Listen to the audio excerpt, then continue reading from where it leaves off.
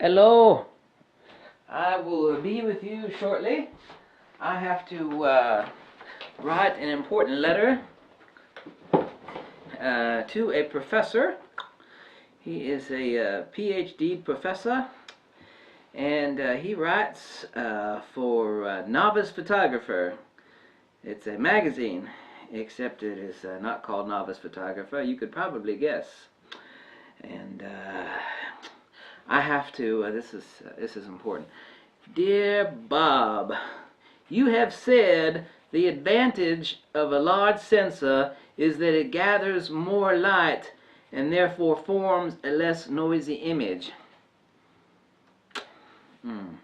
Dear Bob, I am sorry that you know so little about camera technology to make such an absurd statement.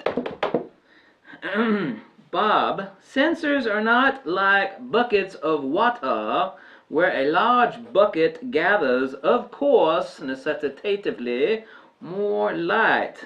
Sensors are not like that. Luminal density per square millimeter is the same regardless of sensor size until the image is projected from the rear element onto the sensor. Dear Bob, I don't know if you got your PhD in a box of Cracker Jacks or not, but the way lenses work is they don't give a damn what sort of sensor is underneath them. They project the same light regardless. Okay. Bob, sensors are judged by translatable data per square millimeters. Aperture and shutter information all being equal, Bob, an FX sensor does not gather more light per square millimeter than does a crop sensor. Yes, sir. Sir. Given the same pixel pitch. In fact, of course, it is actually, Bob, the inverse of what you think it is. Okay, see, DX sensors, Bob, gather more light per square millimeter than that of a smaller per square millimeter due to a smaller pixel pitch. There we go, yeah.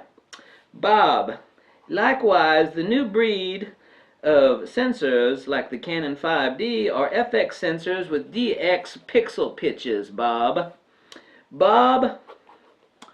Dear Bob,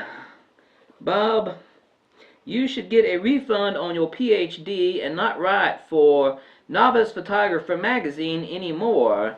Because, Bob, bird shooters, for example, that are using $20,000 lenses, primes with very fast apertures, on cheap DX bodies are doing so for a reason.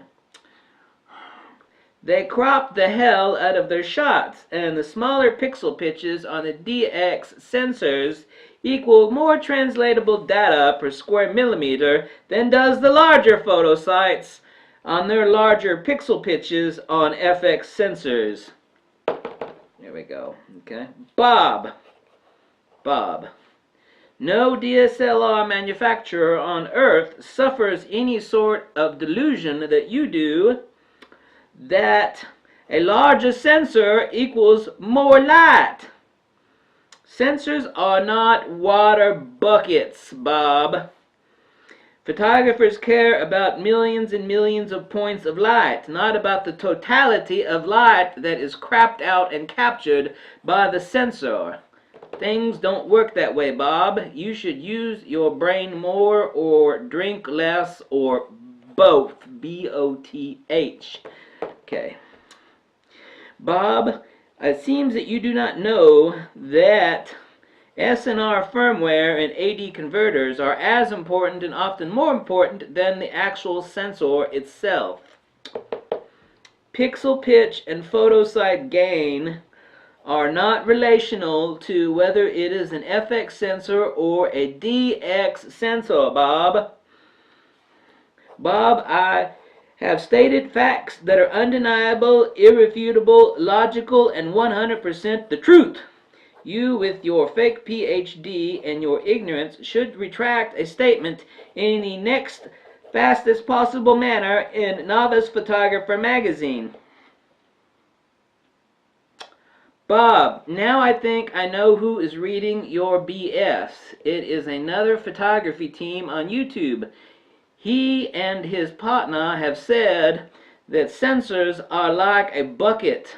A larger sensor gathers more light.